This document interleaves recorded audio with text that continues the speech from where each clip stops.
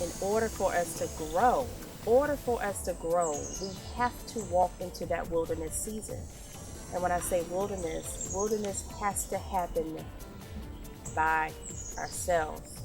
And sometimes the wilderness is out here in the wilderness and you're alone. And then sometimes it's diving off of that diving board and jumping. You have to do it in order to grow.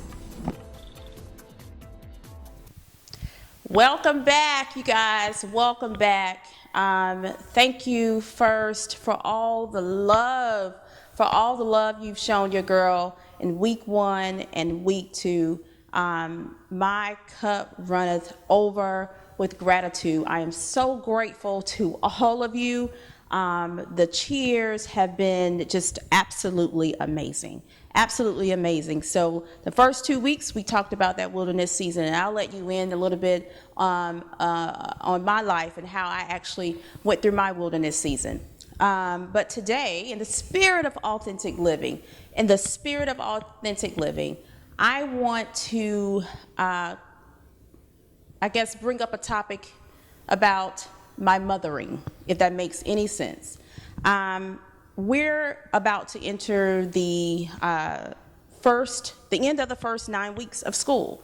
I am a mother of 2. My older daughter is in 5th grade and my second daughter is in 2nd grade. And I have to tell you all transparently, we didn't have a very strong first 9 weeks. And I have to tell you, just last night, I actually, before I got on my knees and prayed, I kind of got down on myself a little bit. And I eventually said, you know what, I got to give this to God. And I got on my knees and I quickly said a prayer. And I woke up this morning and said, gave it to him, he's got it. And so today I want to talk about the anxiety that we kind of digest as parents, as mothers with our children when they don't necessarily succeed the way we want them to. And very often during the school year, we actually see this. And so I kind of want to talk about that anxiety. And, I have my notes here because I really, really, really want to make sure that I am staying in the spirit of authenticity, but I also want to not necessarily step on anyone's toes. If I do, it's from the heart. It's from my heart, not purposely. So I kind of want to talk about why there is this anxiety that somehow leaves the schoolhouse and travels home, or vice versa, leaves home and travels to the school. Why is that? Well, you know what? Education has changed. The needs of the children have changed. And the family dynamics have changed. And I kind of want to talk to maybe those mothers or those parents out there who are experiencing what I am experiencing right now. This is like real life, real time kind of stuff. I told you before, last night I went to bed almost with a heavy heart before I got on my knees because I kind of went through my daughter's grades, and I'm flipping through the grades, and I'm almost feeling like a failure as a mother. What have I done? What could I have done better? And the thing about it is I make sure that my children are fed. I make sure that my children go to the schoolhouse well behaved and come back the same way. So I said to myself, well, I guess I am still doing a good job as a parent. So whatever reason my children are not, or whatever reason that they didn't have a very strong first 9 weeks, I had to give it to Jesus Christ. Because with all of its challenges that have come these 9 weeks, I have to find trust and faith that greater is coming. Greater is coming. There is no way that Jesus Christ allowed some of these challenges the first 9 weeks to come into our lives, our family lives, without believing that greater is coming. So the very first note that I have on here is relax. Relax. I know that it's really, really easy to say that, and it's a whole nother thing to actually do it. But I'm telling you all, Relax. Relax. To that mother out there, you are doing the best that you can. You know, I consider myself absolutely blessed and fortunate. I'm grateful for my husband. I'm grateful for my parents. So I feel myself blessed and fortunate. And I know that there are people out there, I've met them, I've had conversations out there, and I'm going to specifically speak to the mothers right now who are doing the best that they can. You have some mothers out here who they're holding the fort down, and they have 2 jobs, and they're doing the best that they can.